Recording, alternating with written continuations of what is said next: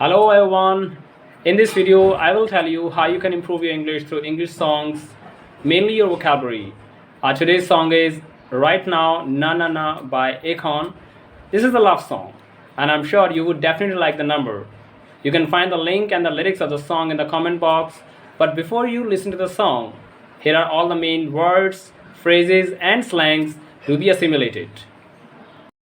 So guys, हमारा जो first phrase है वो है वॉश अवे. वॉश अवे का मतलब होता है टू लूज़ या टू फेड अवे. गाने में एक लाइन आई है, the strength I have is washing away. इसका मतलब है कि जो स्ट्रेंथ मेरे पास थी, जो पावर मेरे पास थी, वो ख़त्म हो रही है, मैं उसे खो रहा हूँ. सो वॉश अवे हम अपनी डेली लाइफ में भी इस्तेमाल कर सकते हैं. दोस्तों, इसके बाद जो नेक्स्ट फ्रेज़ है वो है by someone side. By someone side का मतलब है टू सपोर्ट समबडी और टू स्टैंड विथ समबडी. किसी के साथ खड़े होना, किसी को सपोर्ट करना. तो गाने में एक लाइन आ रही है, I get you bye my side, यानी कि मैं तुम्हें अपने साथ खड़ा पाता हूँ, मैं तुम्हें अपने साथ देखता हूँ. तो I get you bye my side ये लाइन है गाने में, और बाय समवन साइड ये एक फ्रेज़ है जिसे हम अपने डेली लाइफ में भी यूज़ कर सकते हैं. दोस्तों, इसके बाद अगला जो वर्ड है वो है स्क्वीज़. स्क्वीज़ का मतलब है, नॉर्मली हम जानते हैं स्क्वीज़ का मतलब होता है निचोड़ना, लेकिन गाने में एक लाइन है to hold you, tease you and squeeze you. तो यहाँ पे इसका मतलब निचोड़ना बिल्कुल नहीं है.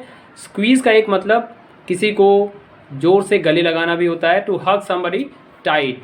बहुत क्लोजली किसी को गले लगाना, बहुत ज़ोर से गले लगाना भी इसका मतलब होता है. तो स्क्वीज़ का हम यूज़ अपनी डेली लाइफ में भी कर सकते हैं. तो स्क्वीज़ एक बहुत ही अच्छा इंटरेस्टिंग वर्ड है जिसे आप याद रख सकते हैं. तो इसके बाद हम अगले वर्ड की ओर चल रहे हैं. अगला वर्ड है मेकअप. मेकअप के बारे में हमने सुना है, लेकिन ये वो मेकअप नहीं है. ये मेकअप है to forgive and to be friend again, यानी कि किसी को माफ़ करना और किसी को फिर से अपना दोस्त बना लेना. That is called make up. गाने में एक लाइन है, I want to make up right now ना ना ना. That is the line. इसका मतलब मैं तुम्हें माफ़ कर देना चाहता हूँ और तुम्हें फिर से अपना दोस्त बना लेना चाहता हूँ. मेकअप के बाद दोस्तों एक और फ्रेज़ आपको सुनने को मिलेगी, वो है लिंक अप. लिंक अप का मतलब होता है टू बी कनेक्टेड और to connect, to be together with somebody, यानी कि फिर से किसी के साथ जुड़ जाना. तो दोस्तों, गाने में एक लाइन है, I want to link up right now, यानी कि मैं तुमसे, आपसे फिर से कनेक्ट होना चाहता हूँ, फिर से आपसे जुड़ जाना चाहता हूँ. दोस्तों, ये वर्ड या ये फ्रेज़ भी हम अपनी डेली लाइफ में यूज़ कर सकते हैं. जैसे अगर मैं कहूँ for example, organisation needs to link up with the new customers. तो इस तरीके से हम इसे यूज़ कर सकते हैं.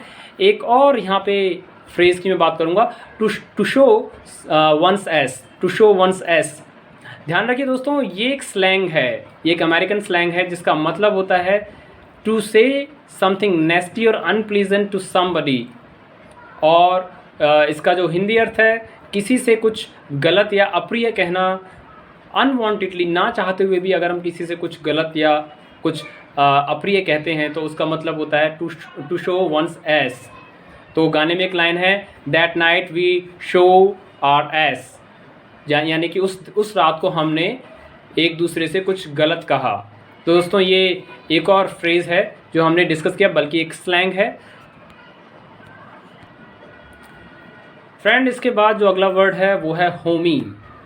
गाने में एक लाइन आपको सुनने को मिलेगी, cause you are my homie lover and friend. Homie का क्या मतलब हो? होमी का मतलब होता है दोस्तों अ फीमेल और अ मेल फ्रेंड. अगर आप मेल हैं तो आपके लिए फीमेल फ्रेंड, अगर आप फीमेल हैं तो आपके लिए मेल फ्रेंड. तो होमी शब्द भी आप यूज़ कर सकते हैं फॉर अ फ्रेंड अपनी डेली लाइफ में. इसके बाद दोस्तों एक और वर्ड है गो बाय. ये फ्रेज़ है गो बाय. गो बाय का मतलब क्या होता है? To pass, especially for time. गाने में एक लाइन है, watching every day that goes by. Watching every day that goes by, यानी कि मैं हर एक दिन को गुजरते हुए देख रहा हूँ. तो गो बाय भी एक फ्रेज़ है जिसे आप अपनी डेली लाइफ में भी इस्तेमाल कर सकते हैं दोस्तों,